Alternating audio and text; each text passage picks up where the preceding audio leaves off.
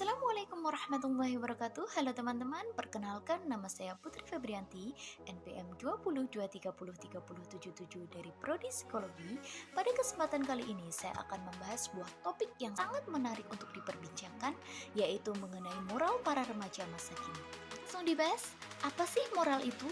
Definisi moral secara umum adalah suatu hukum tingkah laku yang diterapkan kepada setiap individu untuk dapat bersosialisasi dengan sesama individu agar terjalin rasa saling menghormati.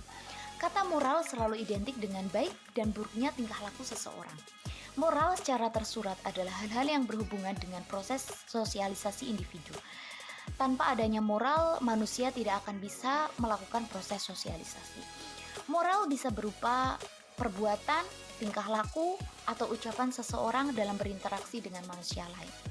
Jika yang dilakukan seseorang itu sesuai dengan apa yang berlaku di masyarakat dan dapat diterima, maka orang tersebut dinilai memiliki moral yang baik, dan begitu pula sebaliknya.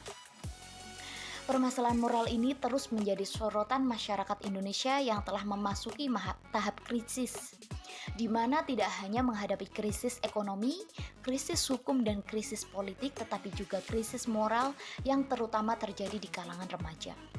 Tingginya angka kejadian perilaku seks bebas pada remaja disebabkan karena perkembangan kognitif, emosi, dan kapasitas sosial selama awal perkembangan masa remaja, serta rasa ingin yang tahu yang tinggi dari para remaja mengenai suatu hal, termasuk sosialisasi yang intens ke dalam gender. Sikap dan perilaku seksual memicu mereka cenderung mencoba melakukan perilaku seks bebas.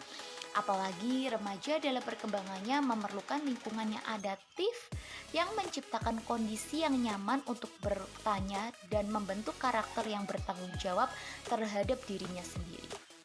Terlebih lagi ketika remaja tumbuh dalam lingkungan yang maladaptif akan mendorong terciptanya perilaku amoral yang merusak masa depan remaja. Selain itu, pengetahuan remaja mengenai dampak seks bebas masih tergolong rendah. Yang paling menonjol dari kegiatan seks bebas ini adalah meningkatnya angka kehamilan yang tidak diinginkan.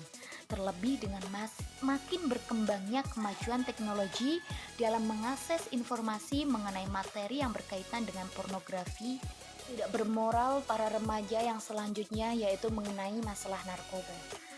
Masalah penyalahgunaan narkoba pada remaja terhitung sangat sulit untuk diatasi, karena penyelesaiannya melibatkan banyak faktor dan banyak pihak yang bersangkutan seperti pemerintah, aparat, masyarakat, media massa, keluarga, dan remaja itu sendiri. Masalah penyalahgunaan narkoba terjadi karena korban kurang atau tidak tahu apa itu narkoba. Dan masih banyak lagi contoh-contoh remaja yang tidak bermoral yang sudah sering terjadi di Indonesia. Pasti pernah muncul pertanyaan di benak kita, lalu dalam hal ini siapa yang harus disalahkan? Pemerintahnya kah? Orang tuanya? Sistem pendidikannya? Atau bahkan remaja itu sendiri? Dalam hal ini pada dasarnya yang harus diperhatikan adalah bagaimana cara mendidik putra-putri bangsa yang tidak hanya cakap dalam hal intelektual namun juga bermoral. Mengingat bahwa salah satu faktor mundurnya suatu negara adalah karena sistem pendidikannya, maka aktualisasi Pancasila harus diterapkan dalam berbagai aspek. Tidak hanya dalam lembaga formal namun juga lembaga informal yaitu keluarga dan masyarakat. Karena dengan bermoral Pancasila, maka kita akan menjadi warga Indonesia yang benar-benar memiliki pandangan hidup atau pedoman hidup. Perilaku bermoral remaja yaitu saling toleransi. Seiring bertambahnya pengalaman, pasti kita akan banyak bertemu dengan orang yang berbeda karakter, sifat, pemikiran, latar belakang, dan lain sebagainya. Apalagi sebagai warga negara Indonesia, tentu kita sudah terbiasa hidup di tengah perbedaan. Tumbuh di tengah perbedaan membiasakan kita untuk saling toleransi. Anak muda Indonesia lebih optimis dalam memelihara toleransi terhadap sesama dan cenderung punya satu visi dan misi yang sama untuk kejar mimpi dan membangun negara Indonesia. Mereka dapat mendengarkan dan menerima perbedaan pendapat atau ide dari teman walaupun ada beberapa dari mereka yang tidak setuju. Contoh perilaku bermoral pada remaja yang selanjutnya yaitu menaati peraturan lalu lintas.